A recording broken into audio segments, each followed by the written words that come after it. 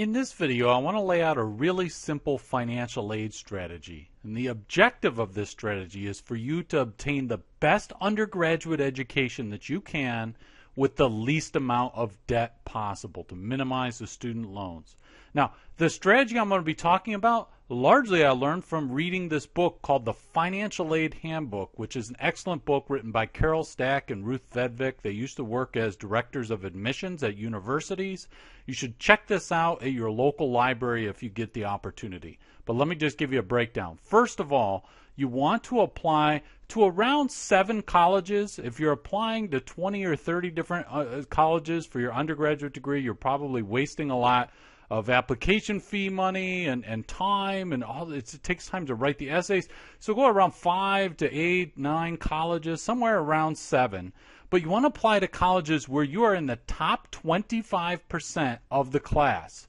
So what you want to do is go to collegeboard.org, and you can get information about all the colleges that you're interested in. And when I say top 25%, what I mean is the test scores and GPA. So, for example, if it's a school that requires the SAT, then you want to be looking at the SAT, the average SAT of their current students, plus the average GPA.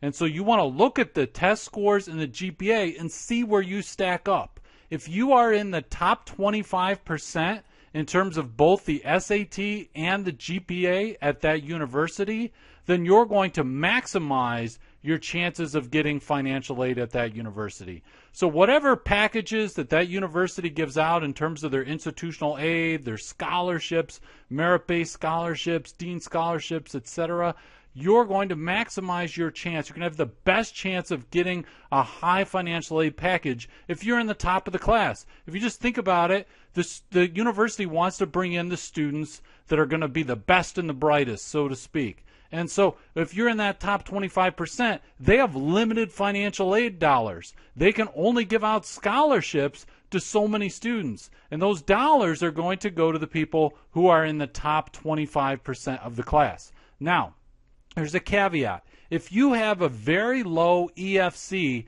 if your expected family contribution is very low after you've submitted the FAFSA, you get your student aid report, let's say your EFC is 0, for example, then because you have such high financial need, you can afford to apply to need-blind schools. For example, schools in the Ivy League that are need-blind, they'll meet your full need if you get admitted, even though you might not be in the top 25% of the class.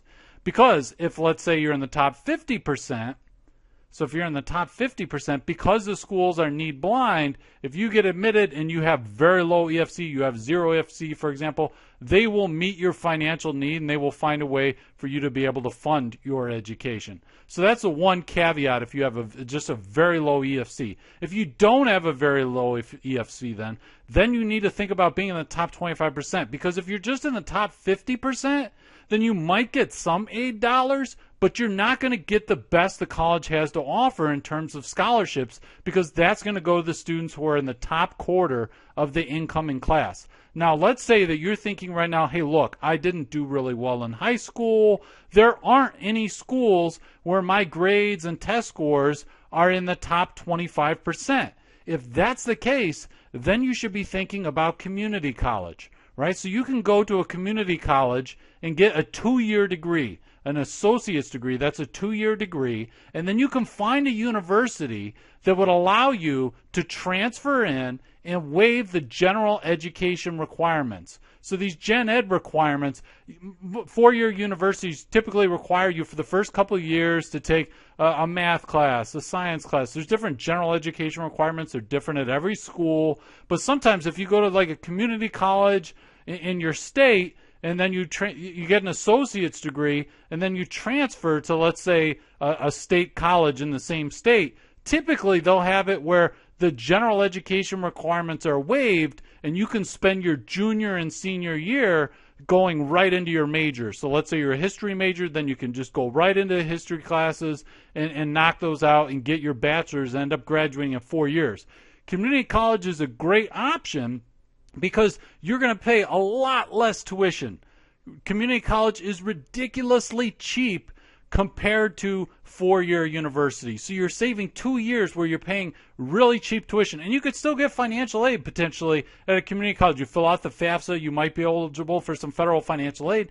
So it's really low tuition. It's a great option. If you didn't do that well in high school, you can go to community college, spend 2 years, work really hard, improve your GPA, and then when you transfer to a four-year university, you might even be able to get a transfer student scholarship or something like that. But in any case, you're getting that 2 years where it's a lot cheaper tuition. Make sure you get an associate's degree. Don't just take random classes for 2 years at the community college and then hope to transfer. You want to get that associate's and make sure that your general education requirements get waived so you can get right into the classes for your major. So I want to give you an example of this strategy. So let's say that you are interested in attending a college called Hogwarts University. You might recognize that from Harry Potter series.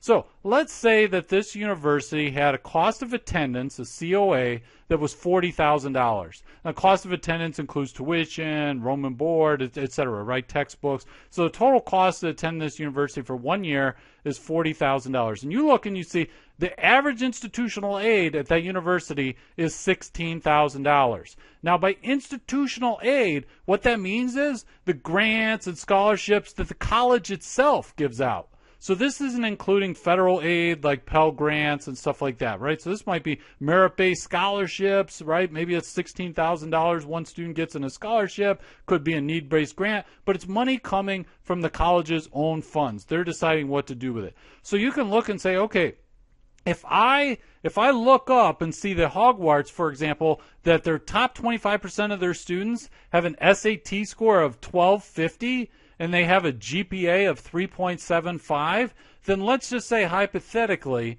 that your high school GPA was 3.83 and your SAT was let's say 1270. So in that case, you would be in the top 25% of students at Hogwarts University. So if you apply there, then you can assume that you are probably going to get at least $16,000 in institutional aid. Now, of course, again, this depends on your financial need and so forth. But just as kind of a benchmark, you can look and say, hey, look, I'm in the top quarter of students. So I'm going to be one of the most attractive students to this university. Any dollars that they have are going to go to me first as a student because I'm in that top tier. So now let's say that you say, okay, well, I get $16,000 in aid, or maybe you get more. Maybe you get $20,000 or $25,000. But let's just say that the Hogwarts, for example, they give you a nice offer, but it's still not enough to really be attractive to you. Well, let's say you apply it. So let's say Hogwarts is really selective. Let's say you find a school that's slightly less selective, right? So they're slightly less selective, and maybe their SAT is 1200 and the GPA is 3.5 or 3.4, and you have these same test score and GPA. Now you're much higher. You're really high. Maybe you're in the top 10% of students at this class. So now maybe you'll even be able to get something like a full ride, a full tuition scholarship.